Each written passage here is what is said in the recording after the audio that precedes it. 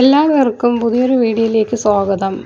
ഇന്ന് വാഴക്കൂമ്പ് തോരൻ ഉണ്ടാക്കുന്നതിൻ്റെ ഒരു വീഡിയോ ആണ്. അതിന് വേണ്ടിയിട്ട് ഒരു കൊലയുടെ കൂമ്പാണ് എടുത്തിട്ടുള്ളത്. അതിൻ്റെ ഒരു 3 പോള മീതെ ഉള്ളത് എടുത്ത് മാറ്റിയിട്ടുണ്ട്. ഇനി ഇതൊന്ന് തുമ്പ് മുറിച്ച് മാറ്റിയതിന് ശേഷം കൊത്തി അരിഞ്ഞെടുക്കാവുന്നതാണ്. ഇങ്ങനെ വെച്ച് ചെറുതായിട്ടൊന്ന് കൊത്തി അരിഞ്ഞെടുക്കുന്നതാണ് എളുപ്പം.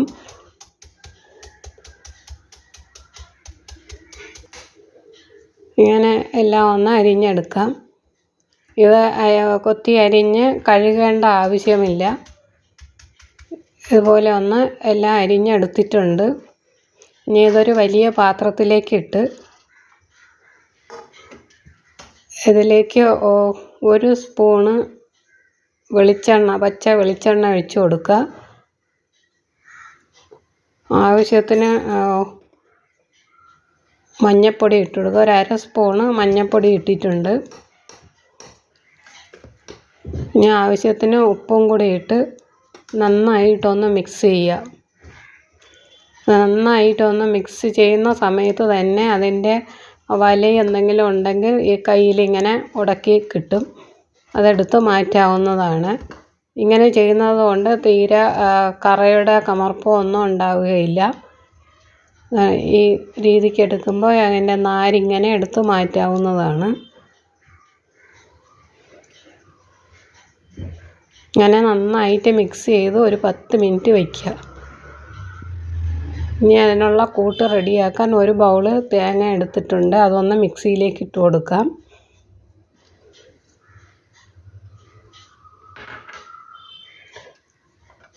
കുറച്ച് വെളുത്തുള്ളി, ഒരു 5-6 പീസ് വെളുത്തുള്ളി ചേർക്കാവുന്നതാണ്. കുറച്ച് കാന്താരി മുളകാണ് എടുത്തിട്ടുള്ളത്. പച്ചമുളകുണ്ടെങ്കിൽ അത് ഇട്ടാലും മതിയാകും. കാന്താരി മുളക് ഇടുമ്പോൾ ഒരു പ്രത്യേക ടേസ്റ്റാണ് തോരന്. കുറച്ച് കറിവേപ്പില. ഇനി ഇതിലേക്ക് ഒരു 1/2 സ്പൂണ് ചെറുജീരകവും കൂടി ചേർത്ത് കൊടുക്കാം. ഇനി കുറച്ച് ചെറിയ ഉള്ളിയും കൂടി ഇട്ട് കൊടുക്കുക. ഒരു 7-8 ചെറിയ ഉള്ളി ചേർത്ത് കൊടുക്കാം. ഇതൊന്ന് കറക്കിയെടുക്കുക. ഒന്ന് കറക്കേ വേണ്ടൂ. ഇനി ഒരു ചട്ടി അടുപ്പത്ത് വെച്ചു. അതിലേക്ക് കുറച്ച് വെളിച്ചെണ്ണ ഒഴിച്ചു. കുറച്ച് ഉഴുന്ന് ഇട്ട് കൊടുത്തു. അതൊന്ന് മൂത്ത് വരുന്ന സമയത്ത് 2 വറ്റൽമുളക്, കുറച്ച് കടുക് മൂപ്പിക്കുക. കുറച്ച് കറിവേപ്പിലയും കൂടി ചേർത്ത് നന്നായിട്ടൊന്ന് മൂപ്പിച്ചെടുക്കാം. മൂത്ത് വരുമ്പോൾ നല്ലൊരു മണം ഉണ്ടാവും. അത് തോരന് നല്ല ടേസ്റ്റും മണവും കിട്ടും.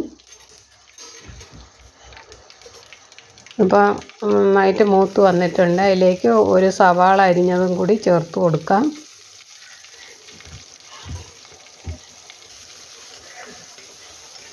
സവാള ഒന്ന് മൂത്ത് വരുന്ന സമയത്ത് എടുത്തു വെച്ച വാഴക്കൂമ്പും കൂടി അതിലേക്ക് ചേർത്ത് കൊടുക്കാവുന്നതാണ്.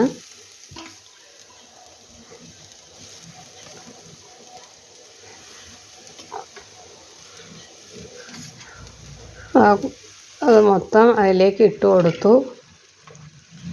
ഇനി അരച്ച് വെച്ച കൂട്ടും കൂടി അതിലേക്ക് ഇട്ട് കൊടുക്കാം. എന്നിട്ട് എല്ലാം കൂടി നന്നായിട്ട് മിക്സ് ചെയ്ത് ഒന്ന് അടച്ച് വയ്ക്കുക. നന്നായിട്ട് ആവി വരുമ്പോൾ ഒന്ന് ഇളക്കി കൊടുക്കുക വേണ്ടൂ. ഇനി ഒന്ന് അടച്ച് വയ്ക്കുക.